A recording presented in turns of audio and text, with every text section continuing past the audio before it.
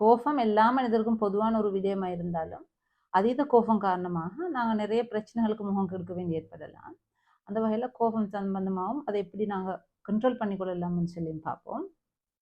கோபம் ஏற்படுத்து காரணம் பார்த்தோம்னா ஒன்று ஸ்ட்ரெஸ்ஃபுல் சுச்சுவேஷன் என்றால் எந்த மாதிரி ஸ்ட்ரெஸ்ஃபுல் சுச்சுவேஷன் அமைக்கலாம். எங்களோட பர்சனல் பிரச்சனைகளோ அல்லது வேலை செய்கிற இடங்களில் பிரச்சனை ஆகிக்கலாம், அல்லது வேறு சமூகத்தில் வேறு பிரச்சனைகள் காரணமாக நாங்கள் ஸ்ட்ரெஸ்ஃபுல் ஆகிக்கலாம். ஸ்ட்ரெஸ்ஸுன்ற நேரம் ஸ்ட்ரெஸ் ஆளுக்கால் வேறுபடலாம். அதாவது எங்களுக்கு ஒரு ஸ்ட்ரெஸ்ஸான விடயம் மற்றவங்களுக்கு ஸ்ட்ரெஸ் ஆகிக்காது.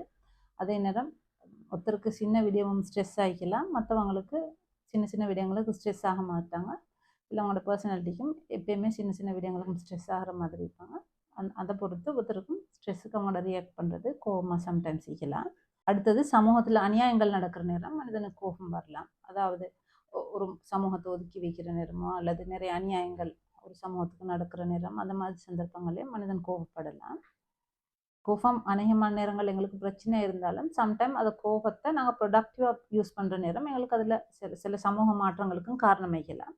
அதில் ஒன்று தான் நிறைய அநியாயங்கள் நடக்கிற நேரம் சமூகத்தில் அது சம்மந்தமாக மக்களுக்கு தெளிவு ஊட்டுறது, அது சம்மந்தமாக எழுதுறது, சம்மந்தப்பட்ட அதிகாரங்களோடு பேசுறது, அதாவது அக்ரெஷன் இல்லாமல் அமைதியாக பேசி எந்த மாதிரி நாங்கள் இந்த பிரச்சனையை அணுகினா அதுக்கு சொல்யூஷன் கிடைச்சும் அந்த மாதிரிகள் சந்தர்ப்பங்களில் எங்களுக்கு கோபம் பிரயோசனமாக பயன்படுத்தலாம். அதை அக்ரெஷனை காட்டாமல் அந்த மாதிரி நாங்கள் ப்ரொடக்டிவாக யூஸ் பண்ணால் கோபத்தினால சமூக மாற்றங்களுக்கு அது ஒரு காரணமாகலாம். அடுத்தது நாங்கள் பார்ப்போம் கோபம் வரத்துக்கான காரணங்கள். அதை 3 எடுக்கலாம். ஒன்று எங்களோட ஜெனட்டிக் ஃபேக்டர்ஸ், அதாவது பரம்பரை அலைகள் காரணமாக. அடுத்தது சைக்கோலஜிக்கல் ஃபேக்டர், அதாவது எங்களோட நாங்கள் திங்க் பண்ணுற விதம் அந்த மாதிரி விடயங்கள். அடுத்தது என்வரன்மெண்டல் ஃபேக்டர். ஜெனட்டிக் ஃபேக்டர்ன்ற நேரம் சம்டைம்ஸ் சில ஃபேமிலி ஹிஸ்ட்ரியில் அவங்க ஏதாவது மென்டல் ஹெல்த் பிரச்சனை, அதாவது டிப்ரெஷன், பைபோலர் டிஸார்டர் அந்த மாதிரி உள்ளவங்களுக்கு சம்டைம் அந்த நோய் காரணமாகவும் வரலாம். அது இல்லாமல் அந்த நோய் இல்லாமல் சிலவங்களுக்கு அடிக்கடி இந்த இரிட்டபிலிட்டி, எரிச்சல் மாதிரி சின்ன சின்ன விஷயங்களுக்கு கோபம் வருது, அந்த மாதிரி சந்தர்ப்பங்கள் நிற்கலாம். மாதிரி மென்டல் ஹெல்த் பிரச்சனைகள் உள்ளவங்களுக்கும் கோபம் வரத்துக்கு சந்தர்ப்பங்கள் அதிகமாகும். அதாவது அவங்களுக்கு கூடுதலாக ஸ்ட்ரெஸ் ஆனாவோ அல்லது வேறு மாதிரி பிரச்சனைகள் இருந்தாலும் வரலாம். அதுலேயும் ஸ்பெஷலி பர்சனல் டிஸார்டர் உள்ளவங்களுக்கு அவங்களுக்கு மென்டல் ஹெல்த் பிரச்சனை ரெண்டு பெரிய அளவில் விளங்காது. ஆனால் அவங்களுக்கு அடிக்கடி சில விதங்களுக்கு சரியான கோபம் வரலாம், அந்த மாதிரி இருக்கலாம். சிலவங்களுக்கு பயாலஜிக்கல்லே அவங்களோட மூளையோட அமைப்பு எப்படி இருக்கும்னா இமோஷன் சம்மந்தமான பகுதி கூடுதலாக வேலை செய்கிறதாக்கலாம். அதனால் அதிகமாக நெகட்டிவ் இமோஷன்ஸுக்கு, கோபம், கவலை, அதுக்கு கூடுதலாக ரியாக்ட் பண்ணுற மாதிரி இருக்கலாம். அடுத்தது உளவியல் காரணங்கள், அதாவது சைக்காலஜிக்கல் ஃபேக்டர்ஸ். அந்த வகையில் சில பர்சனாலிட்டி சின்ன சின்ன விடயங்களுக்கு கோபம் வரலாம். அவங்களுக்கு சின்ன ஸ்ட்ரெஸ்ஸையும் தாங்கிக் கொள்ள அமைக்கலாம். அந்த நேரங்களையும் அவங்களுக்கு அதிகமாக கோபம் வரலாம். அடுத்த காரணி சைக்காலஜிக்கல் ஃபேக்டர்ஸில் வரதான் எங்களோட திங்கிங் பேட்டர்ன். அதாவது சிலவங்க சின்ன வயதுலேருந்தே அவங்க எல்லாத்தையுமே நெகட்டிவாக பார்க்குறதுக்கு அவங்களோட எக்ஸ்பீரியன்ஸ் வச்சு பழகிப்பாங்க. அதனால் அவங்க திங்க் பண்ணுற விதம் மற்றவங்களோட பக்கத்து நியாயம் அல்லது ஒரு பிரச்சனை வேறு விதமாக பார்க்காம எப்பயுமே நெகட்டிவாக பார்ப்பாங்க. உதாரணத்துக்கு சொல்கிறேன்னா, எங்களுக்கு நான் ஒரு ஆள் கால் பண்ணிக்கலாம், அந்த ஆள் ஆன்சர் பண்ணிக்கலாம், உண்மையிலே பிஸியாக இருந்து அதுக்கு பிறகும் கால் பேக் பண்ணாமல் இருந்திக்கலாம். அந்த மாதிரி சந்தர்ப்பங்களில் சம்டைம்ஸ் எங்களுக்கு திங்க் பண்ணலாம், அவங்க பிஸியாக மறந்திக்கும், அந்த மாதிரி திங்க் பண்ணலாம். சிலவங்க உடனே அதை எப்படி எடுப்பாங்கன்னா என்னோட பேச விருப்பம் இல்லை அல்லது என்ன அவாய்ட் பண்ணுற அந்த மாதிரி எடுப்பாங்க. இது ஒரு எக்ஸாம்பிள். இந்த மாதிரி எல்லா விடயங்கள்லுமே அப்படி திங்க் பண்ணுறாங்க. இது நாங்கள் பார்க்கலாம் சாதாரண வாழ்க்கையில் நிறைய பேர் ஒரு ஃபங்க்ஷன் ஒன்றுக்கு எங்களை கூப்பிடல, அந்த மாதிரி சின்ன சின்ன விடயங்களுக்கெல்லாம் கோபம் வரத்துக்கு இதுவும் ஒரு காரணம். என்னென்னா மற்ற மனிதன்ற நியாயத்தை நாங்கள் பார்க்க மாட்டோம். இந்த மாதிரி சந்தர்ப்பங்கள்லேயும் அதிகமாக கோபம் வரலாம். அடுத்தது சிலவங்களுக்கு இமோஷன்ஸை கண்ட்ரோல் பண்ணுற மிச்சம் கஷ்டமாகும். அது புறக்கத்தே நான் சொன்ன மாதிரி பயாலஜிக்கலி அவங்களோட இமோஷன் அதிகமாக ரியாக்டிவ் ஆகிக்கலாம். அல்லது வேலை சூழல் காரணிகளால், அதாவது அப்யூஸ் பண்ணப்பட்டு அந்த மாதிரி இமோஷனல் அப்யூஸ் அந்த மாதிரி காரணமாக போர்டர்லைன் பர்சனாலிட்டி டிஸார்டர் அந்த மாதிரி உள்ளவங்களுக்கும் இந்த மாதிரி இமோஷன்ஸை கண்ட்ரோல் பண்ணுறது கஷ்டமாகும். அதனால் சின்ன சின்ன விடயங்களுக்கும் அதிகமாக கோவப்படுவாங்க. அடுத்தது பாஸ்ட் ட்ரோமேட்டிக் எக்ஸ்பீரியன்ஸ், அதாவது சின்ன வயதுலேயோ அல்லது அதுக்கு முந்தின காலங்கள்லேயே எஸ்பெஷலி சின்ன வயதில் ஃபிசிக்கல் அல்லது இமோஷனல் அப்யூஸ் அவங்களுக்கு ஏற்பட்டிருந்தால் அது காரணமாகவும் சம்டைம்ஸ் நிறைய கோபம் வரலாம். அந்த ட்ரோமா உடைகிறது. அது இல்லாமல் எங்களோட லைஃப்பில் ஆக்சிடெண்ட் அந்த மாதிரி பெரிய பாதிப்புகள் நடந்து அதுக்கு ட்ரீட்மெண்ட் பண்ணாமல், சைக்காலஜிக்கல் ட்ரீட்மெண்ட் எடுக்காமையும் இருந்தால் சம்டைம்ஸ் அந்த ட்ரோமாவோடைய அவங்க இருக்கிறதுனால அந்த மாதிரி நேரங்களையும் அதிகமாக சிலவங்களுக்கு கோபம் வரலாம். அடுத்த காரணம் சிலவங்களுக்கு சின்ன வயதிலே ரெசிலியன்ஸ் எல்லாம் அதிகமாக வளர்க்கப்பட்டிக்கும், சிலவங்களுக்கு அது குறைவாகும். அதாவது ஒரு பிரச்சனை வந்தால் எப்படி முகம் கொடுக்கறது, அதை பாசிட்டிவாக எப்படி எடுத்துக்கொள்வது, அந்த மாதிரி இல்லாதவங்களும் சின்ன சின்ன விடயங்களுக்கு ஸ்ட்ரெஸ் ஆனதுன்னா கோபம் வரலாம். அது இல்லாமல் ஆங்ஸைட்டி, ஸ்ட்ரெஸ் அந்த மாதிரி உள்ளவங்களும் ஏதாவது ஒரு பிரச்சனை காரணமாக்கலாம். சிலவங்க அன்றாடம் எங்களோட லைஃப்பில் ஒவ்வொரு விடயத்துக்குமே ஆங்ஷியஸாகவும் ஸ்ட்ரெஸ்ஸாகவும் இருப்பாங்க. அடுத்த நாளைக்கு செய்கிறது என்ன, இன்றைக்கு எது நடக்க பார்க்குது, உள்ள பிரச்சனைகள் எல்லாம் பற்றி யோசிச்சு கொண்டு இருப்பாங்க. அந்த மாதிரி இருந்தாலும் அவங்களுக்கு அடிக்கடி கோபம் வரவங்க. அடுத்தது எந்த மாதிரி மென்டல் ஹெல்த் கண்டிஷன் பிரச்சனைகள் இருந்தாலும் வரலாம். அதில் borderline personality டிஸார்டர் நான் சொன்ன மாதிரி. அடுத்தது obsessive compulsive personality டிஸார்டர். இந்த மாதிரி டிஸார்டர் உள்ளவங்களுக்கு எப்பயுமே எல்லாம் நீட்டாக வச்சுக்கணும், அரேஞ்ச் பண்ணிக்கணும், ஒழுங்காக்கணும். அன்றாடம் அந்த அவங்களோட வேலைகள் அந்த டைம் டேபிள் மாதிரி சிஸ்டத்துக்கு போகணும். அந்த சிஸ்டத்தில் குளறுபடிகள் ஏற்பட்டுனுக்கு அவங்களுக்கு அதிகமான கோபங்கள் வரலாம்.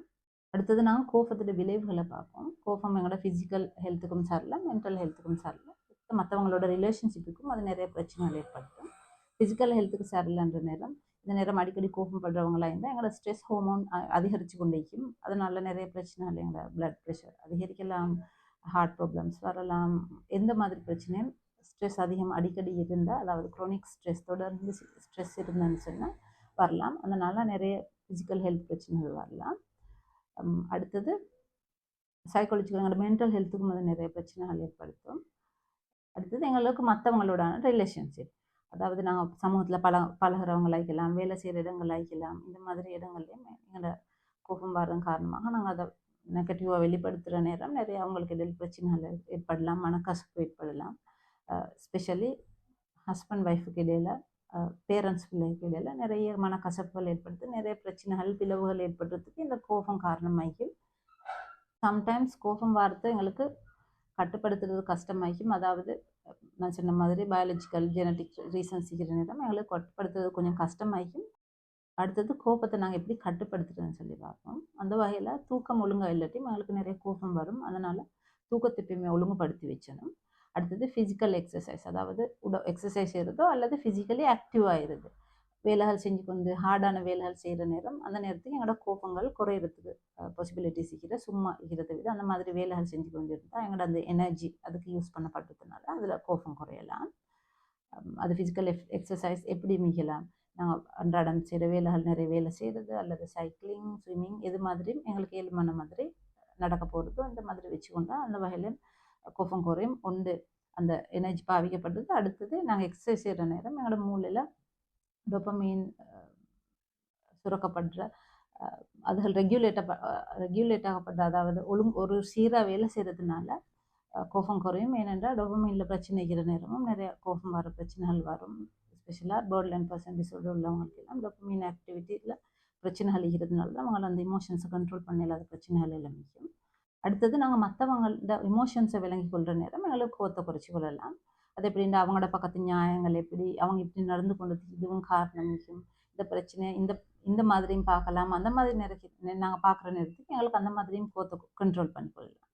அடுத்தது அடிக்கடி கோபம் வரவங்க கட்டாயம் ஜேர்னல் மெயின்டைன் பண்ணணும். அதாவது அவங்க எந்தெந்த காரணத்துக்கு கோபம் வர, எந்தெந்த நேரத்தில் வர, அந்த நேரத்துக்கு வர இமோஷன்ஸ், அந்த நேரத்துக்கு அவங்க எப்படி நடந்து கொண்டு அதில் வர விளைவுகள், இந்த மாதிரி விடயங்களில் அன்றாடம் எழுதி வர நேரத்துக்கு அவங்களுக்கே விளங்கும், நான் இந்த மாதிரி நடந்து கொண்டதுனால நிறைய பேரோட எனக்கு பிரச்சனை, மனக்கசப்பு, வீட்டில் ஹஸ்பண்ட் ஒய்ஃப் அவங்களுக்கு இடையிலையோ அல்லது பிள்ளைகளுக்கு இடையிலையோ நிறைய விடயம் நடக்குது, இதால் மற்றவங்களும் பாதிக்கப்படுறாங்க, நாங்களும் பாதிக்கப்படுறாங்கன்னு யோசிக்கிற நேரத்துக்கு இதை மாற்றிக்கொள்ளலாம். அதுக்கு இந்த மாதிரி ஜேர்னல் மெயின்டைன் பண்ணினா அதை செஞ்சு கொள்ளலாம்.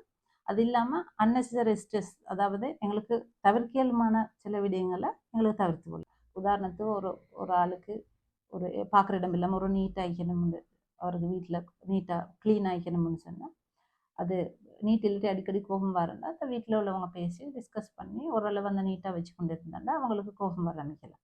அதே போல் சிலவங்களுக்கு நிறைய சத்தங்கள் தொடர்ந்து சத்தம் இருந்தால் அது இரிட்டேட் பண்ணி அப்படி கோபம் வரலாம். அந்த நேரத்துக்கு அந்த மாதிரி சத்தங்கள் குறைக்கலுமானதில் ஓரளவு குறைச்சி கொள்ளலாம்.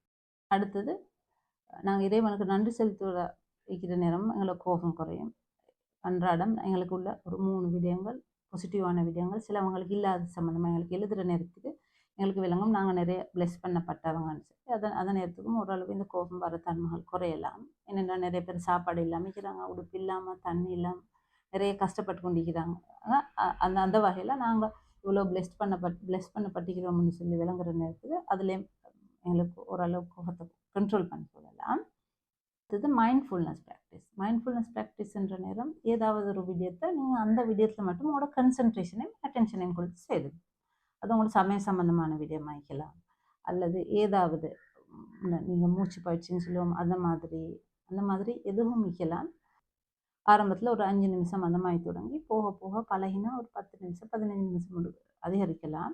இது உண்மையிலே கஷ்டமான விடயம். ஏனென்றால் எங்களோட மனசு எப்பயுமே அங்கே இங்கே ஓடிக்கொண்டு தான் நீக்கும். ஆனாலும் எங்களுக்கு ஏழுமான மாதிரி அந்த மாதிரி செய்கிற நேரம் நிறைய எங்களுக்கு கோத்தை கண்ட்ரோல் பண்ணி கொள்ளலாம். நாங்கள் பார்க்கலாம் சில தியானங்கள் செய்கிறவங்க நிறைய கோத்தை கண்ட்ரோல் பண்ணுறவங்களுக்கு நிறைய அவங்களோட எல்லா எமோஷன்ஸையும் கண்ட்ரோல் பண்ணுறதுக்கு ஏழுமைக்கும். இது சமய சம்பந்தமாக விடயங்கள் அமைக்கலாம், அல்லது ஏதோ நாங்கள் ஒரு வேலையை மட்டும் செய்கிறது, அதில் மட்டும் அட்டென்ஷன் கொடுக்கறது, அந்த மாதிரிலாம் நிறைய ரீசர்ச் சொல்லுது. இந்த மாதிரி மைண்ட்ஃபுல்னஸ் மெடிடேஷனுக்கு பிறகு இவங்களோட எஃப்எம்ஆர்ஐ ஸ்கேனில் பார்த்தான்னு சொன்னால் அவங்களோட மனசு அமைதி அடைஞ்சு பிரெயின் வேவ்ஸ் எல்லாம் நல்ல அமைதியான தன்மைக்கு பேத்திக்குது. இது நிறைய பாப்புலேஷனில் செஞ்சுக்குது. அதாவது ப்ரிசனில் அக்ரெசிவாக உள்ள ஜெயிலில் உள்ளவங்க, கொலை குற்றங்களுக்கு போனவங்க, அவங்களுக்கெல்லாம் தொடர்ந்து 6 மாதம் இந்த மாதிரி மைண்ட்ஃபுல்னஸ் மெடிடேஷன் செய்கிற நேரம் அவங்களோட மூளையில் மாற்றங்கள் ஏற்படுறதை எஃப்எம்ஆர்ஐ ஸ்கேன் சொல்லுது. அப்போ அந்த மாதிரி விடயங்களையும் எங்களுக்கு செஞ்சு பார்க்கலாம்.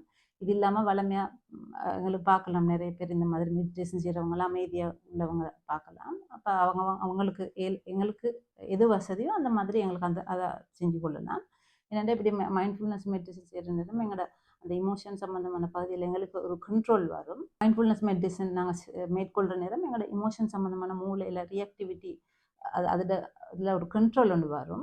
அது இல்லாமல் எங்களோட இமோஷன் சம்மந்தமாக எங்களுக்கு கூடுதலாக அவேர்னஸ் வரதுனால எங்களுக்கு விளங்கும், நாங்கள் இந்த மாதிரி இப்படி கோவப்படுறோம், இப்படி நடந்து கொள்கிறோம், இது சரியில்லைன்ற மாதிரி எங்களுக்கு அது கூடுதலாக அது சம்மந்தமாக எங்களோட ஃபோக்கஸ் அட்டென்ஷன் போகிறதுனால அந்த மாதிரியும் குறைச்சி கொள்ளலாம். எல்லாமே செஞ்சு உங்களுக்கு கோபத்தை கண்ட்ரோல் பண்ணுறது கஷ்டம், அந்த கோபத்தால் மற்றவங்களோட நிறைய பிரச்சனைகள் இருந்துச்சுன்னா கட்டாயம் உங்களுக்கு ஒரு சைக்கோதெரப்பி எடுக்கலாம். இது நீங்கள் திங்க் பண்ணுற பேட்டர்ன்லேருந்து எல்லாமே இதில் பிழைக்குது உங்களோட இன்டர்பர்சனல் ரிலேஷன்ஷிப்பில், இது மாதிரிகள் எல்லாம் எங்களுக்கு சைக்கோதெரப்பியில் இம்ப்ரூவ் பண்ணி கொள்ளலாம். அடுத்தது நான் தூக்கத்தை பற்றி சொன்னேன். அடுத்தது பார்டர்லைன் பர்சனாலிட்டி டிஸார்டர் பற்றி பேசினேன். அது சம்மந்தமான டீட்டெயில்ஸ் வேணுமெண்டா கமெண்ட்டில் நான் லிங்கை போட்டுக்கிறேன், தேவையானவங்க பார்த்துக்கொள்ளலாம். மீண்டும் ஒரு முறை மென்டல் ஹெல்த் சம்மந்தமான ஒரு பதிவில் சந்திப்போம்.